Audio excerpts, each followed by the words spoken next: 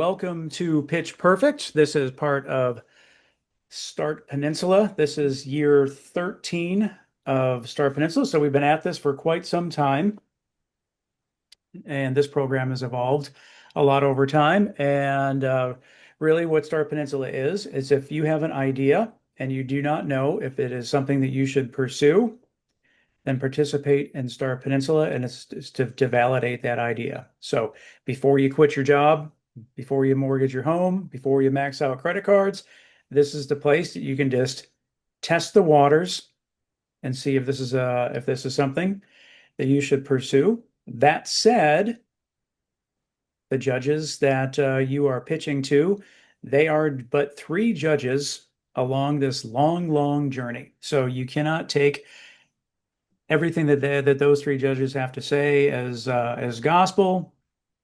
Yeah, the people that really truly the people that win are the ones that don't give up, and they keep on pushing ahead. So congratulations to you all for making that first step and being here tonight.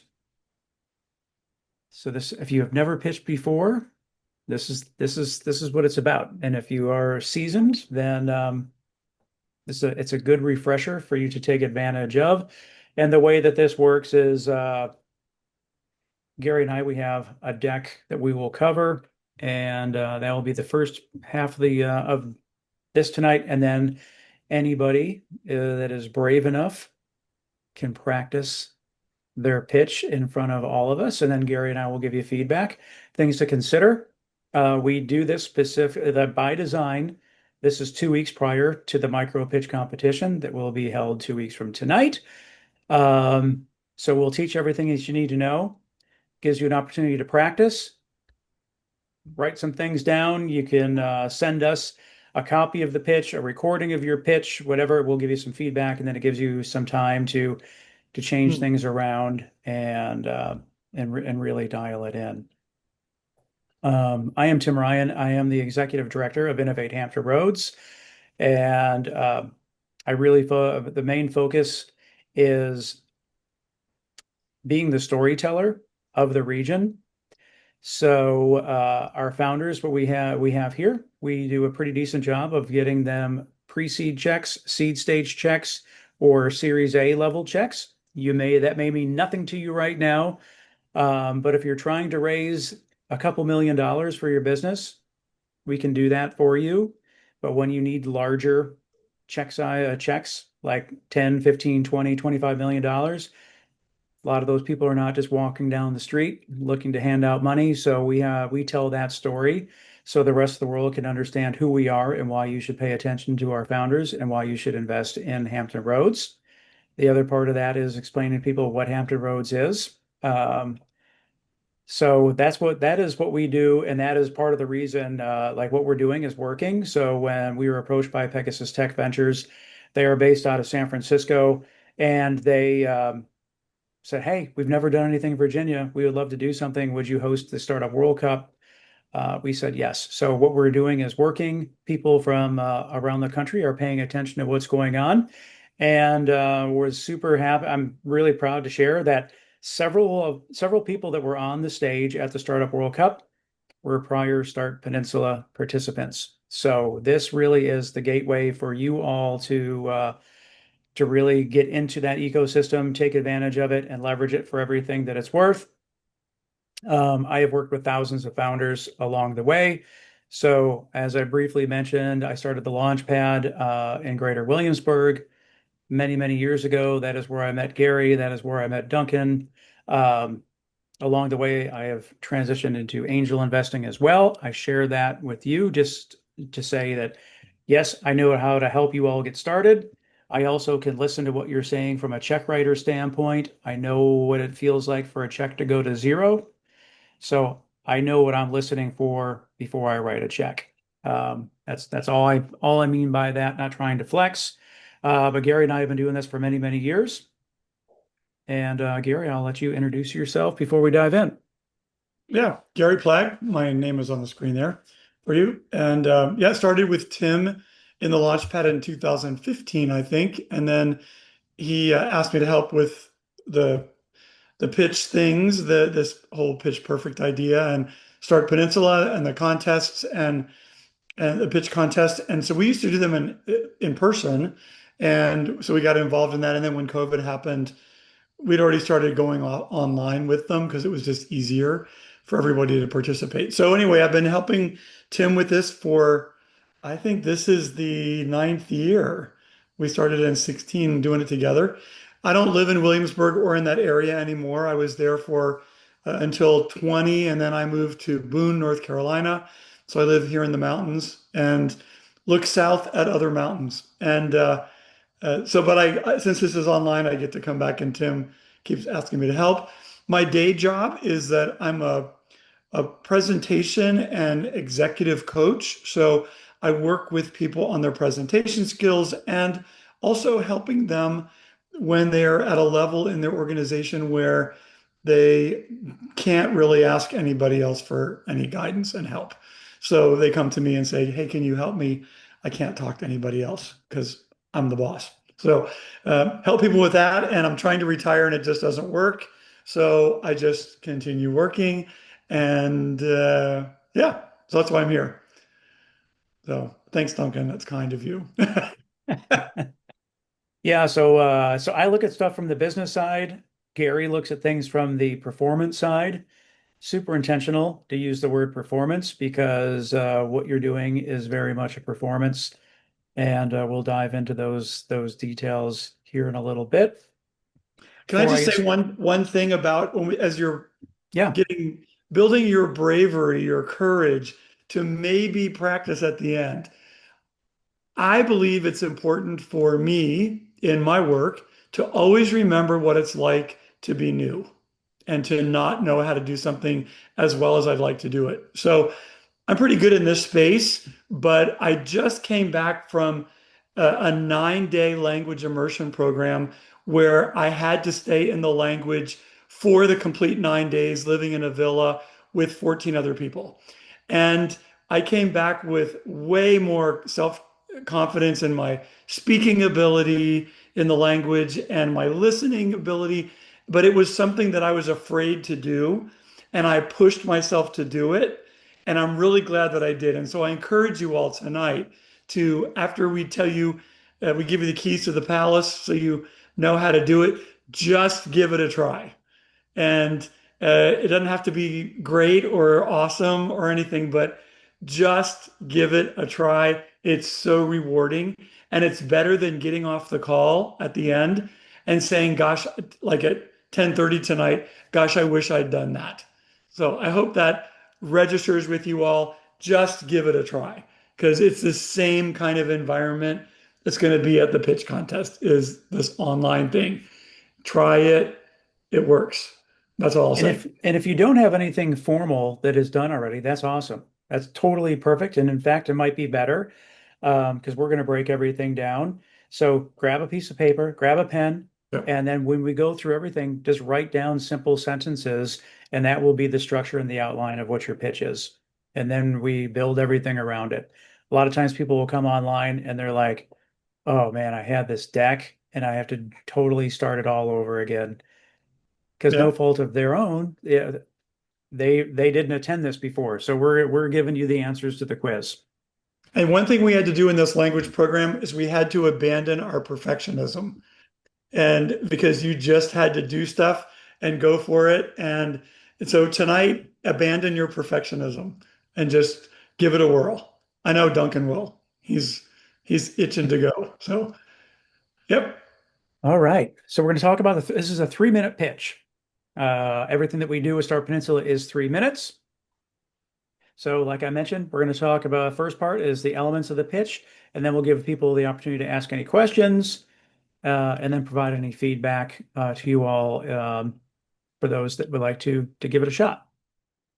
So well, we're going to put 3 minutes on the clock, and let's break this down because well, I don't want to get ahead of myself. We're going to break down what 3 minutes looks like.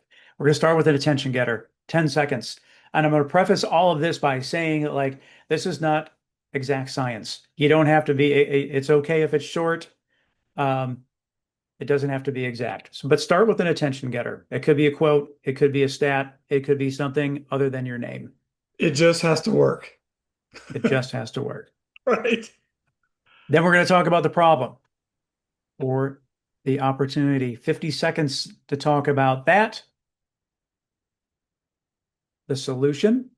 So you identified the problem. You're going to talk about how you are solving that problem. 50 seconds there. Now they're interested. They love what you're doing and they want to know who is this person? What is this company that is solving this? 10 seconds for your name. It could be your company one-liner. I'm Tim Ryan. I'm the executive director of Innovate Hampton Roads. We serve as a storyteller for entrepreneurship in the region. 10 seconds, people understand what it is, quick sentence, and that's how they're going to remember you. You're going to talk about your target market for 50 seconds. Who are you selling to? What characteristics do they have? We're going to dive into all of these into more detail. You have your closing, which is 10 seconds. Could be your name and your company one-liner again, just to reinforce who you are and what it is that you're doing. And that's your 3 minutes. So there's your outline. And so what we will see a lot of times when people just wing it is that they're going to talk about the problem for 3 minutes and then they don't get into the solution. They don't get into their market. And the judges, they do have a rubric that they are following. And guess what? This is the rubric: problem, solution, market. And then the last category is how well you pitched, how well your presentation was, how well your performance was. So it's those four categories. You're here at Pitch Perfect. That's checking the presentation standpoint. But by talking about your problem, your solution, and your market, you've checked all of those boxes. We're going to tell you everything that you need to know, not just for this for Start Peninsula, but this is everything that you're going to need whenever you talk to anybody, whether if it's a banker, a friend, a family member, a VC, an angel, whatever the case is. These are the core things that you need to cover. Okay.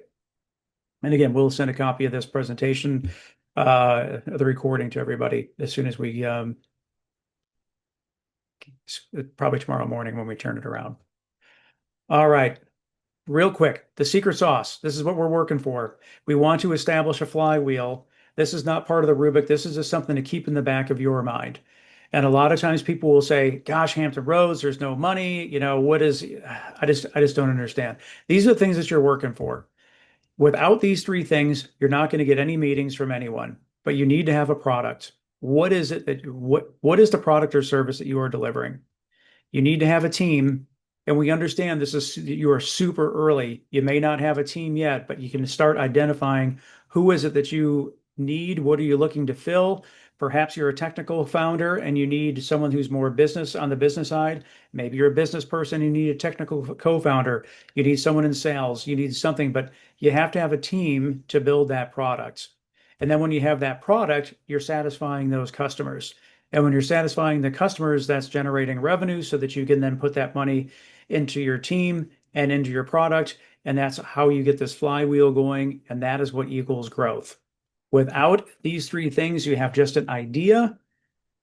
And I hate to say it, but ideas are not worth anything. Validated ideas is where it's at.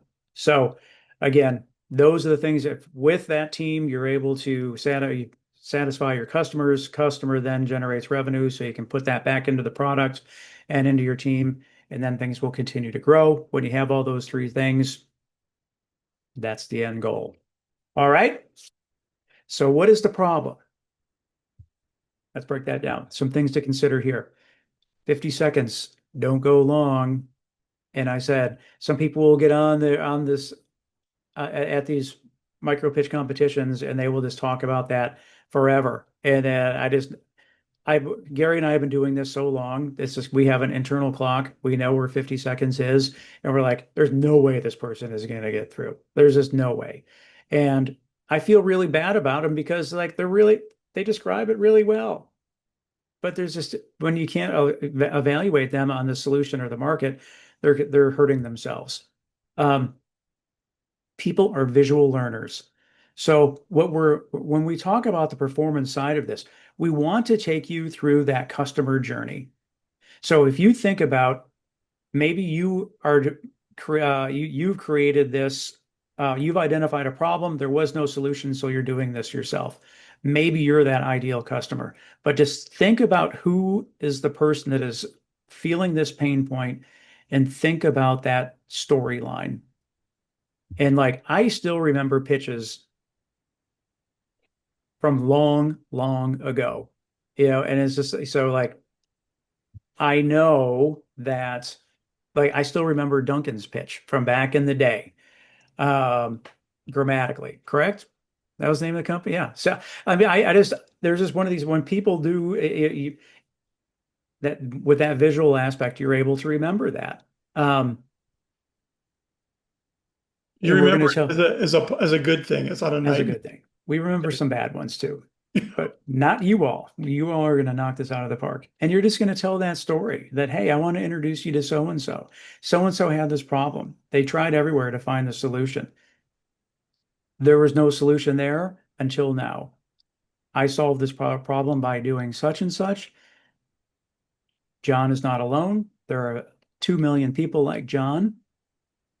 Um, they fit this particular, this is the type of these 2 million people, this, and then you segment who that customer is and talk about who your market is. And this is how you take them through that journey. And now they live a pain-free life, so to speak, because they have everything that it is that you need or that they need to be happy. So we're telling a story from that sense. Another thing too is making sure you tell how big the problem is because you want to make sure that that business is investable. So if it's something that's super niche, that is just, it's a super lame example, but like violin oil, there's not a lot of people that need violin oil, and so you're just not going to sell a whole lot of it. Um, on the other hand, like, I don't know, I would something that everybody needs, pick something. I mean, it just makes it that market is much, much bigger. Something to think Um, about here's a pro tip for you all from a performance perspective is we said this is 50 seconds about. Very few people in my experience know how long 50 seconds is. Tim and I could kind of tell. We start to get itchy, as he said, when it's like, this is going long. When you practice, time yourself. Yep, time it, get a timer, time it, and go, wow, I am like a minute and a half, and I'm feeling like it's 50 seconds, but it's been 90. And that means I'm cutting into something else. So, really, from the beginning, as you put these pieces together and you start practice them with the timer, even the little bits of it as you build it to say, this is how much time 50 seconds is about. Just a pro tip. and another pro tip is I don't want you to hedge. And what I mean by that is like I don't whatever the biggest problem is, I want you to stick to that. And that could be the people that are going to spend the most money. It could be the people that suffer from the greatest number of people that suffer from that problem. But like if you're talking about that you are in the medical field, for example, I don't, when you're describing that problem, and if what it is that you're trying to do it is centered around heart attacks, I want you to focus on heart attacks. I don't want you to be like, maybe you have heart attacks, or maybe you have a bad back or a sprained ankle. And like what people will do is they try to include everybody that they possibly can think of because they want to bring them in and ensure that they have that problem too. I want you to focus on whatever that segment is that you are going to focus on and be very intentional and do not hedge on that. Stick to the one that you want and go from there. Okay. Oh, that was the secret phrase that pays is those watching the recording, send me a quick email that says pitch to win because you all are gonna you're marked as being here. When you pitch 2 weeks from now, the $50 deposit that you paid for that pitch ticket, you will get that refunded back. This is not a pay to play pitch competition. We don't want that to be a barrier for anyone. So if you're watching this recording, just let us know. We just want to make sure that people show up. But, you know, if it was free, we only have 10 pitcher slots, and then we Yep. would have a bunch of no-show rates. We sell out every single one of these. We just want to make sure people show up. So we have you marked as here. Hey, Tim, do you want to mute the phone I can't call? see who It's that a phone is. call. Yeah, I can't see. Oh, If you it's the phone can make me call. a co-host, I can do it, but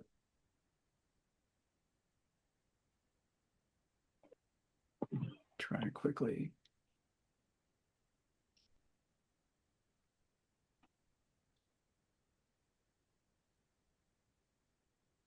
I'll just make you the host. oh, okay. All right, we're going to talk about the solution now. So we're starting that at 50 seconds to talk about this. So it's really easy. There's not any standard things to talk about the problem other than what I told you about. But from the idea and the innovation side, these are different things that we're going to talk about when it comes to solutions. So I want you to remember that your audience doesn't know you. And what I mean by that is, you know, and I'm super guilty of this, is it because I am so involved in what I'm doing that I forget that nobody has heard this before. So you really have to start at the beginning. Um, and that's where we see a lot of people from the judge's room standpoint. They're like, gosh, I really like it, but I'm just missing a piece. I don't quite understand it. So start from zero, and your audience doesn't know you, what it is that you're doing. So there is that. Um, is the problem big enough? Again, I'm saying that again just because like we have to show that we have a decent understanding of what the market is and how big it is to make sure that the problem is worth solving. Um, and how are you different? How are you better than is currently being what that is currently out there? And by doing that, I don't want you necessarily to put down everyone else. That's just drawing attention to competitors that people may not even know as a competitor. I want you to really focus on what it is that you're doing and how you're different. And so, like an example I like to use is Uber. Um, and how they were able to do it before Uber, everybody had to use this thing called a taxi cab, and you had to like hail this thing, and you didn't know if you can get one, or you had to know the phone number, and then you had to call, and you didn't know how long it was going to be, and you had to have cash, and you had to have, you had to have tip money, and you didn't know about safety and security, and it was like, wow, this thing is like 10 times better. This is how they're different. They're 10 times better because Uber came around, you grab your phone, you hit a button, it comes and picks you up. You know how much it's going to cost. You know when you're going to be dropped off. You know you're going to be safe. You don't have to worry about cash. You can tip if you want to tip. You don't have to.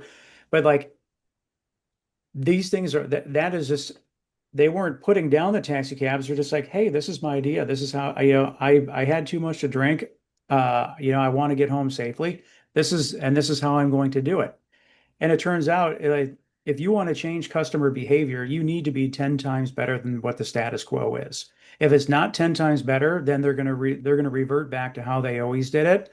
So think about 10 times better. And that's why I like to use Uber in the sense of how they're better and how they're different, because it was just the pain points that they eliminated was so much better that there's no, of course, they completely took over the world because I mean, who would I don't know. I can't imagine being in some stinky, nasty taxi cab at this point, but no offense if anyone is doing that these days, but you get my point. Gary, anything you want to add about the product idea and the innovation behind it? No, I think we talk about this eventually, but just the idea that Tim and I often comment after these that it's a solution looking for a problem. Like the people haven't identified the problem. What is the thing that you're proposing?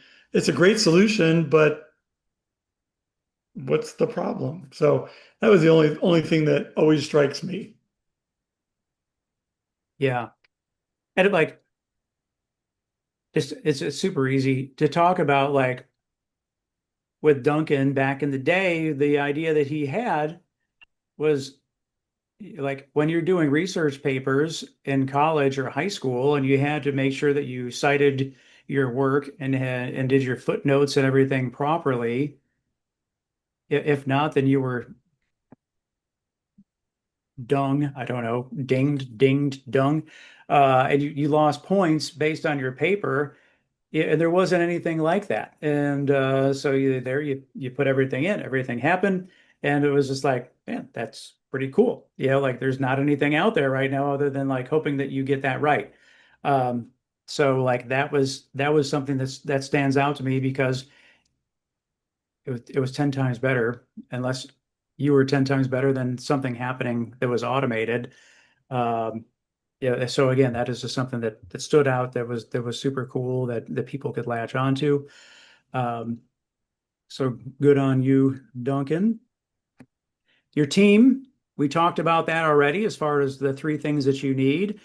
The solution is really the product side. Your team, that this is important. And things to consider here. This is where you showcase your strengths and why you are the ones to solve this problem. Like this is it's really hard for people to brag on themselves, but this is your time.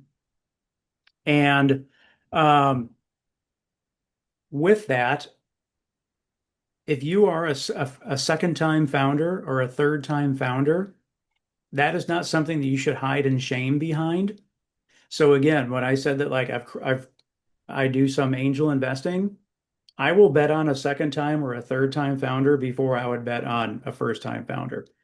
Because in theory, a second time founder or a third time founder is not, they learn so much the first and second time that they know what mistakes they're not going to make again.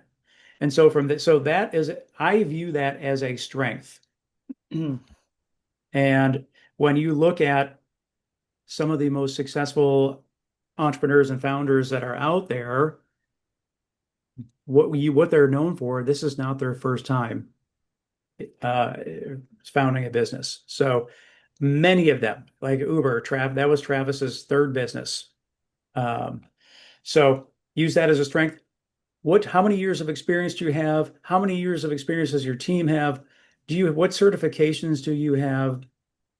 What companies did you work for? Like, so when you have that team slide, when you talk about your team, what logos can you put on that slide that way, so if you worked at Google or something like that, I would certainly have that Google logo there. I wouldn't just say, oh, I was a machine learning, you know, I specialize in machine learning. Well, but if you're like, I was spent 20 years doing machine learning at Google and I led this division, that totally speaks and adds so much more credibility than by just glossing over that. Do you have any patents? Do you have, what kind of IP do you have? All of these things are things to show why you were the ones to make this happen. And so, like, there's a cliche that you bet on the jockey, not the horse. So, in terms of I'm betting on the team or you're betting on the team, not necessarily the idea. I hear great ideas like all day, every day, but unless you can execute on those ideas, all you have is an idea. Gary, you're going to say something? I was going to say that, we've had a couple pitches in the past that have won and gone on to win the big thing. And many times they share some personal information that you might not think would be relevant, but like we had one guy that was talking about a solution to a child with autism having a meltdown. And he shared that he has a child with autism that melts down. And so he's used to being in the Walmart when this happens, and it's a panic. And so if you have that experience, then you should share that experience, maybe not in great detail, but that you've got experience with whatever this thing is. And sometimes it can be a little personal. So it'd be worth saying something in it. Your experience doing it is worth it. Samantha has a question. Hand up. Hi, thanks for putting on this presentation. Where in the slide deck, which section does the team slide go in? Is it the name, company, one-liner? Like I'm a little unsure how this information about how we're able to execute, like where that goes in um, the format Yep. that was presented. This is all part of the solution slide. Okay, Like, gotcha. Thanks. yep. So this is the solution, and we are the ones that are going to solve it. And this is why we're going to be the ones to solve it. Okay, thanks. Yep.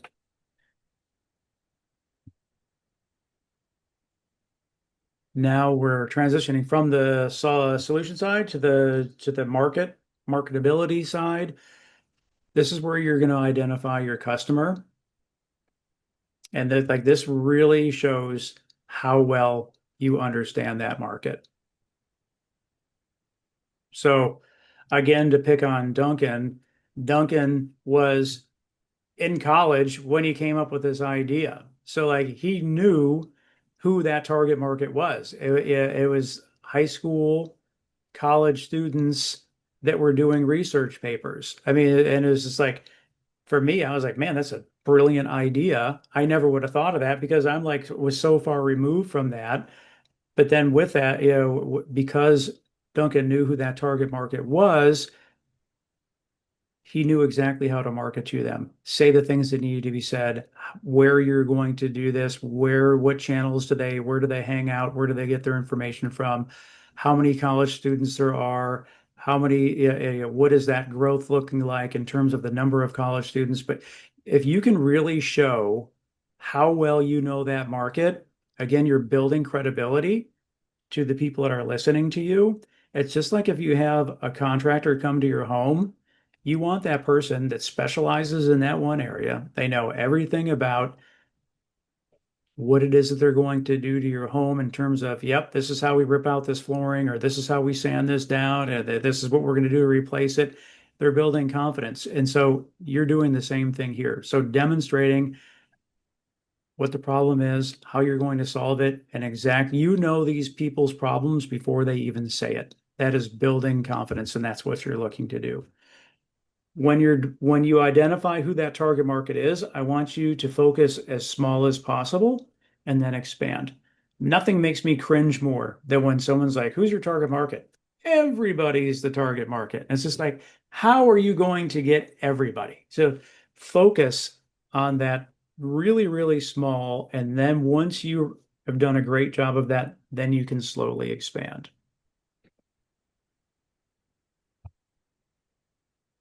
And then how are you delighting customers? Wherever you are on this journey, maybe you have not launched yet, but you're collecting email addresses and you're keeping people informed in terms of this is what we're doing. We're launching in February of 26.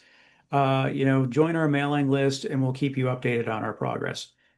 So with that, is that email list growing? Or if you do have customers, what testimonials do they have? Do you have a Google rating or do you have a Yelp score or anything where you're getting some feedback of, hey, I've got a 5-star rating, whatever the case is, this is where you want to talk about how your customers are happy, how long they've been with you, the fact that they're not leaving. You're setting the stage now in terms of investors are reading this or the judges are reading this in terms of things are starting to come together and it's painting a more clear picture. So don't forget that part.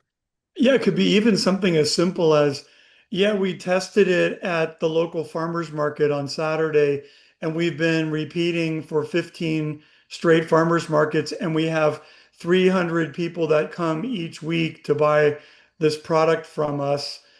So we know it's working. You go, oh, wow. That's good testimony.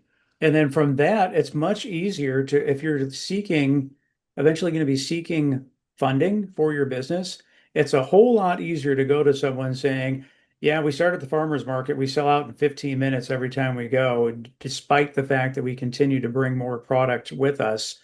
We need more money so that we can scale the amount that we're able to produce. That's a lot easier to ask for money than it is like, hey, I've got this idea. I don't really know if it's going to work yet, but I'm not willing to lose my money. But if you can give me your money, I would like to give this a shot. It You just, just trust me.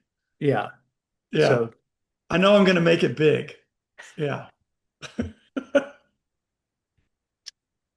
and so this is still all a part of the execution is part of the marketing aspect in terms of because you have to be able to execute. Um, but I guess really, yeah, as I think about this through a little bit further, this is really part of we're gearing into the overall performance of your pitch in terms of because you know who your market is, and the reason that you're doing this, you understand your why. I'm doing it. So like in the example that Gary used about the autistic child, they know that they needed to do this because there was no other solution. I had to do this because otherwise I was just going to continue to feel this every time we went out in public, and we have to be able to go out in public. You're at the very beginning of this journey. The highs are going to be high, the lows are going to be low, and your why is what's going to get you out of bed in the morning when you have that low. It's your passion. It drives you. You do it because you do it. It's often interesting to go to networking things and talk to people, and a lot of people will tell you what they do, but they won't tell you why they do it. And I'd rather have somebody tell me why they do it, because then I know they're passionate about it. I go, ah. And this is, I think, logically as well, Tim, is that you tell us the problem, you tell us the solution, and then I think the logical question that a judge or anybody that's possibly going to help you fund it would want to know is how are you going to make it work? How are you going to execute it? Well, I'm Yeah. passionate about it. And so that's the key thing is that I'm not going to give up when I get smacked down the first time. I'm going to keep going. And this is something that can't be faked. You know your why and you know how you're going to make this a reality. I mean, again, there's just such authenticity when it comes to this that you just know it's just that belief in the founder that they're going to do it. And so, another thing in terms of how you're going to make this a reality, you may, bless you, Robin, you may want to open up a Michelin star restaurant. Well, that's going to take many, many years and many millions of dollars in order to do that. But like, if you can start with the farmer's market, and then if you can go to a hot dog cart, and then from a hot dog cart you go to a food truck, and then from a food truck you go to two food trucks, and then you go to your first brick and mortar, and next thing you know, you're on your way to the first Michelin star hot dog restaurant. Yeah, how are you going to make that a reality? What does that roadmap look like? It's just so one thing about especially venture scale businesses is that it's very milestone based. I will give you X amount of money, you are going to solve Y. Once you solve Y, I'll give you another amount of money, and then you're going to solve Z.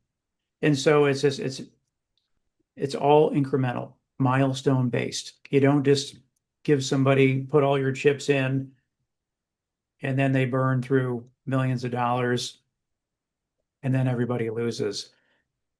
So that is how you're going to make that a reality. And I've mentioned this already, but investors invest in people more so the idea. I will always bet on the person. I also mentioned this as well. A valid idea is much, much greater than just an idea. So what we're doing through this whole process is helping you validate that idea. I will say, your customers are going to tell you everything that you need to know. And so many people are so afraid to ask their customers and get that feedback from them. And that's a whole different, there's classes just on customer discovery, but your customers will tell you everything. To include the point of how do you use this? And they may give you a whole different way that they use your product or service that you never even thought of before. And guess what? That's awesome because it's a whole new revenue stream that you never even thought of that you now can earn money. Well, they also see your blind spots that you can't see and that your family and friends won't tell you because they love you. But if you get a customer, especially, I mean, a complaint is a gift. A customer that will actually tell you, and instead of voting with their feet, they'll actually tell you what they didn't like or what they wished this thing had. Well, that's gold because how many other ones are thinking that, but you just didn't have the benefit of knowing. Yep.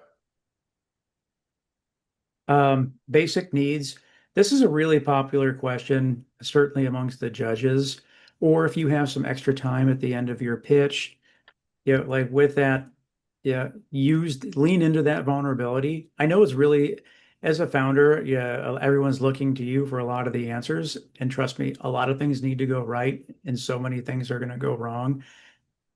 Lean into that vulnerability and leverage that as a strength. And you'll be amazed at how many people are ready to help you, but they don't know how to help you if they don't know how. It's just, so again, if you've got 10 seconds, I'm looking for software developers. I'm not a technical person and I need someone to help me from the technical side. Um, The I need some help is such a compelling request that even the coldest hearted person has a hard time resisting that when somebody's willing to be vulnerable and say, I need some help.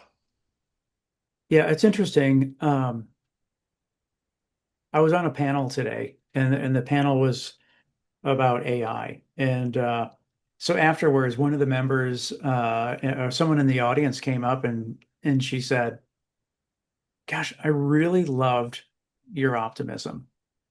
And I didn't even realize that I was totally out of my normal element.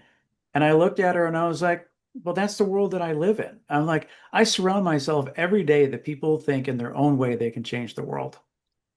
And I love that. And the thing is, it's like, if you don't think that you could change the world, then you shouldn't be doing this. So I love to be around that positivity and that is the entrepreneurial community. Everyone is there willing to help each other out. You just have to let them know how. And largely because they've all been in that space before. They know what it feels like to be alone. So, yep. All right. The secret sauce. I gave you the flywheel. I'm going to give you the secret sauce now. And where people go wrong. So if they don't talk about the problem, then there is really no need for what it is. You're going to have a solution looking for the problem. So what is the problem? And if you don't talk about the solution, then what I'm hearing is that you don't have a product. And one thing to add to that, if you are very technical in nature, you don't have to go into your solution as being in a really technical sense. It can be super high level.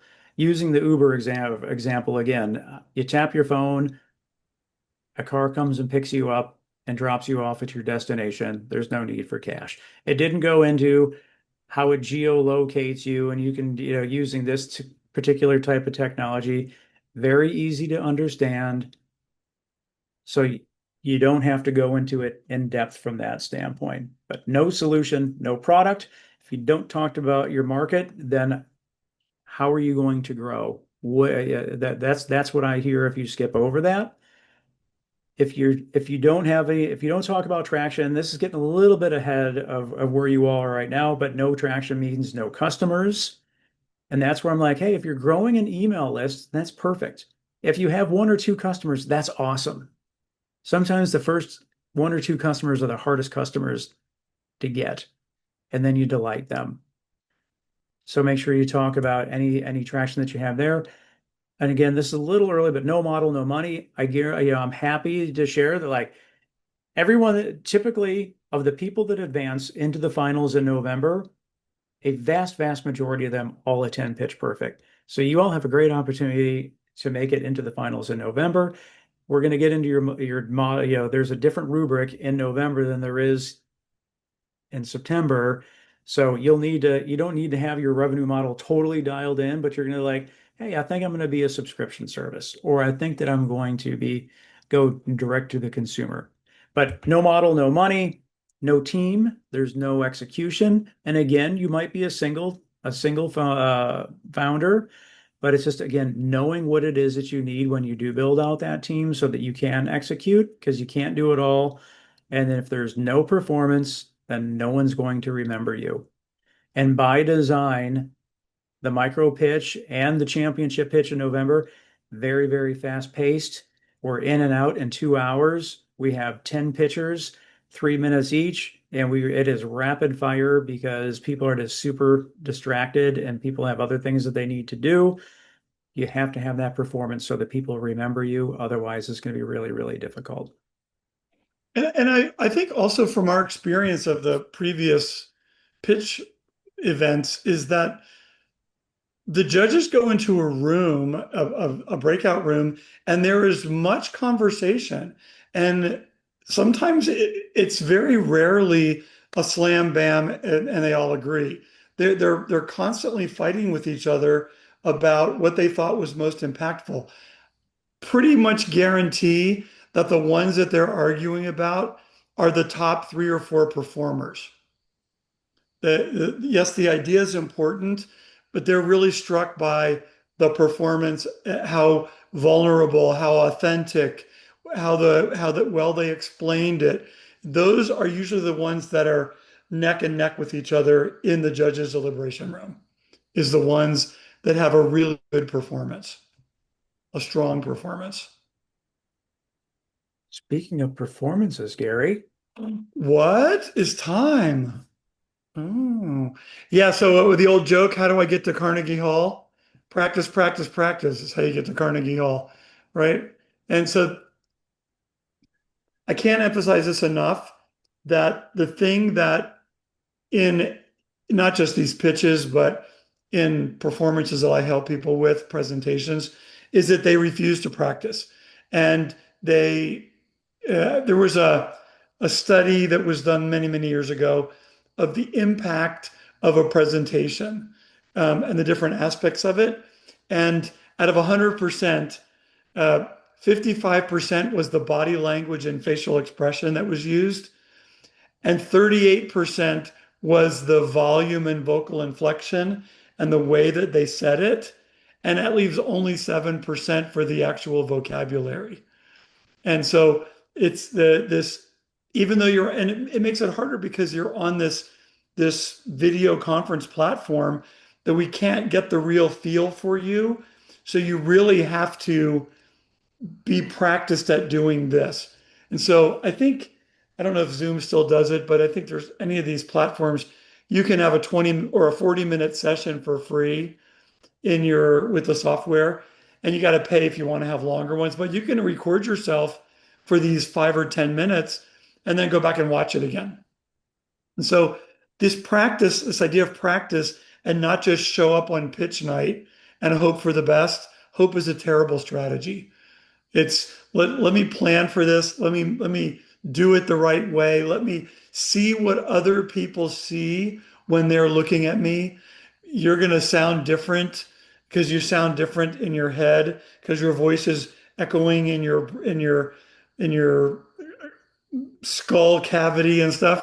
And it sounds different when you're listening to it the way other people hear it. So get past all that stuff way early would be my suggestion. and you can't practice it by reciting it in your head. Say it out loud. You have to Yes. project. It's Yes. just makes such a difference. Yep. So one thing we don't want to start with is, I think the next thing is our question, because it wastes time. And if you were at a regular presentation, let's say you have a TED talk or something and you have 30 minutes, 20 minutes, I'm going to coach you to ask questions and you can ask for hand raises and stuff. This is not the right venue for that. But waiting for someone to answer who's not going to answer is ridiculous, but some people do that. And before you know it, 10 seconds is gone. So don't start with a question.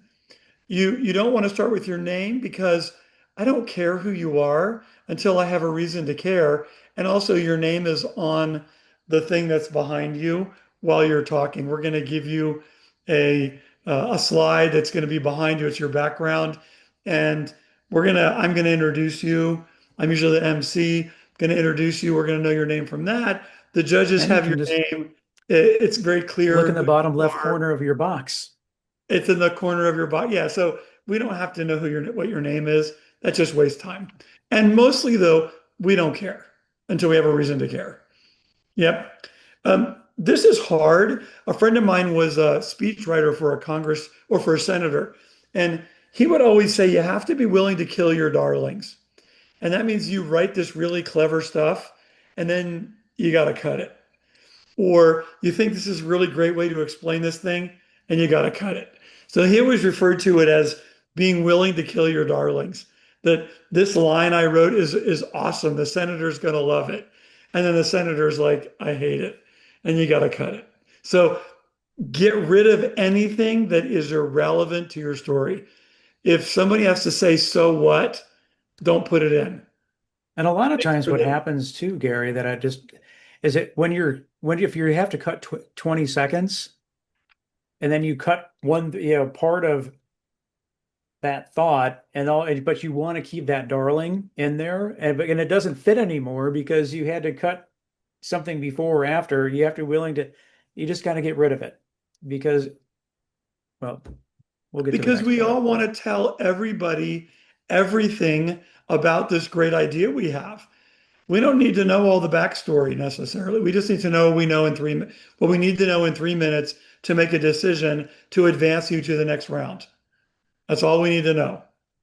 And as Tim mentioned before, that the story is a facts tell and stories sell.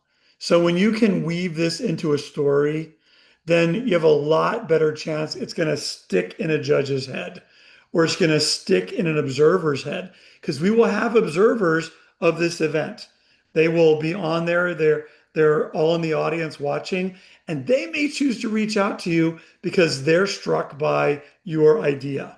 And so the story sells, or the facts tell, story sell. Is the thing to remember. And as Tim said before, it's a performance. So for every slide or line that you put in, you got to ask yourself, is it making the story better or is it detracting from my story? What is it doing? Is it introducing something that I don't have time to explain that's going to be confusing? Right? So you really got to look at it and really say, is it helping or hurting? And if it's hurting, get rid of it. And if it's helping, great. But you may think it's great. You may love it. And that's one of the darlings. And that's where Tim and I and other people that will look at it for you can tell you, I don't think that's really helping. I think you're introducing something you don't need to introduce. So, yeah. And because you're going to practice, practice, practice, anytime you see somebody between now and 2 weeks from now, hey, do you have 3 minutes? I want to run something by you. Yep. And the thing is, though, like anytime they ask you a question, write down that question. And if multiple people ask you that same question, you need to address the question in your pitch. And so now you have this game of Jenga. It's like, oh gosh, I got to put this in here. Now I'm 10 seconds too long, and then I got to take something out. So then so again, you're enhancing it by the story by answering that question. So then you're like, all right, what is detracting from it? I have to take this out over here, still make everything work. But that is part of the practice aspect is to listen to what the questions are and make sure that you address those questions because what happens is, especially on the judge's side, once there's a question, then it's just natural to try to figure out the answer and they stop listening. They don't listen to you any longer. So one of the things I learned when I was doing grad school work was I had a teacher who was really a big fan of explanatory skills. And she did a lot of research on it. And one of her statements she made was that um, clarifying explanations anticipate confusion. So when you're creating an explanation for your product, your idea, whatever, anticipate where people could possibly get confused and then adjust your explanation. Because basically what you're doing in this pitch is you're creating an explanation. So look for things that could be confusing. Along the lines of writing down questions, when you've practiced this a while, think about questions the judges could possibly ask you because they each have a chance to ask you a question. And what is the question? What are questions as you're going through that you would be terrified to answer? Those are the hard questions. If they ask you an easy question, that's easy. But I would practice things that are really hard, that you're afraid they might ask, and then have a prepared answer for what that is. That's another pro tip. Instead of practicing all the easy answers, practice And one of the the things answers to the hard questions. so Gary mentioned there will be a Q&A, and the way that that is structured is you're done with your 3 minutes. There's three judges. Each judge has a chance to ask one question, and they go back to back to back. You don't start answering those questions until the last judge has asked their question. Then we put 2 minutes on the clock, and that's all you have is 2 minutes to answer those questions. And what we're doing is we're teaching you how to be thoughtful and concise with your answers. And we've Once seen you've answered, oh, go ahead. we've seen people talk their way into the finals and talk their way out of the finals based on the Q&A aspect. So it's just answer the question and move on. I mean, it's like table tennis. You volley these things back and forth. Don't go, once you've answered it, stop. And like we see people do this too. So this is a caution. You got to be so aware of what's happening at the event. So let's say they ask you three questions and you answer them in a minute. And some people will just sit there. Well, I got another minute. So guess what? I'm going to tell you something I didn't think I had a chance to tell you in my pitch that I think would be valuable for you to know. So I'm going to use my extra minute instead of throwing your hands up and saying, "Well, that's all I got." And then wait. We all look at each other for 45 seconds. So if you know this stuff well enough, you know you can insert something else in if they ask you three questions that you're able to answer pretty quickly. So that's another pro tip. Again, Yeah, based and on experience that we've had watching people melt down or really boost their way into the finals. and if you do run out of time, then my recommendation would be jump on the direct message, send a direct message to the judges and answer that question so that they have it. I mean, that would be my advice to you. You're not gonna, I mean, we moved on to the next pitcher, but what you all do is that's on you. It's also a great opportunity if you run out of time to say, hey, send them a direct message. I would love to pick your brain. Can we set up a time for a meeting? And then it's just like that's another. Regardless of the results.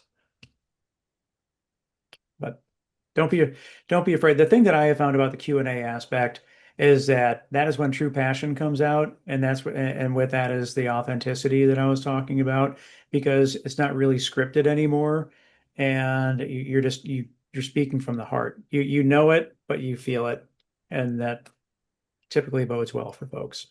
What was the question? Do you remember? This is when we still had these in person.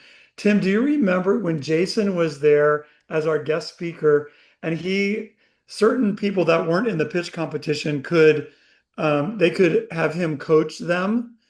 And he asked a question of somebody, and I don't remember, and the person didn't have an answer. And he got really like he didn't hold back. Do you remember what he said to the person?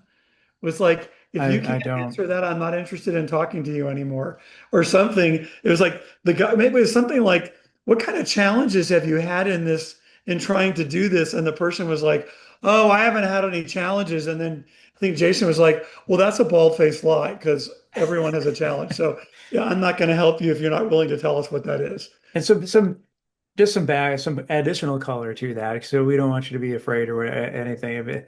This was Jason Calacanis. He was the third person to invest in Uber, probably one of the most notorious, famous angel investors of our time. And we had 7 people that were able to pitch to him. And before he gave any feedback whatsoever, he asked everyone, do you want the red pill or do you want the blue pill?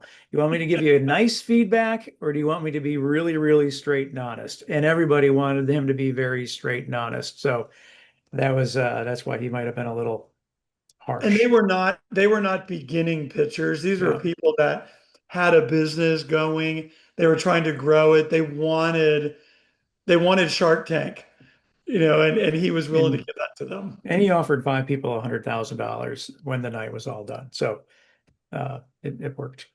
What Yeah, but it was interesting to watch. um I guess real quick, that's our contact information, how to get in hold of us. But by design, we don't really spend a lot of time on slideology because we want you to spend most of your time on the pitch. What we find is that so many people will spend all of their time on the slides to make sure that they're super pretty and then they fumble on their words. We want you to focus on the words more so than the slides. Gary, what would you like to add about slides? Um, I would say that you are the presentation, you are the performance, and the slides just enhance that. You're really the storyteller, and the slides are something to support you.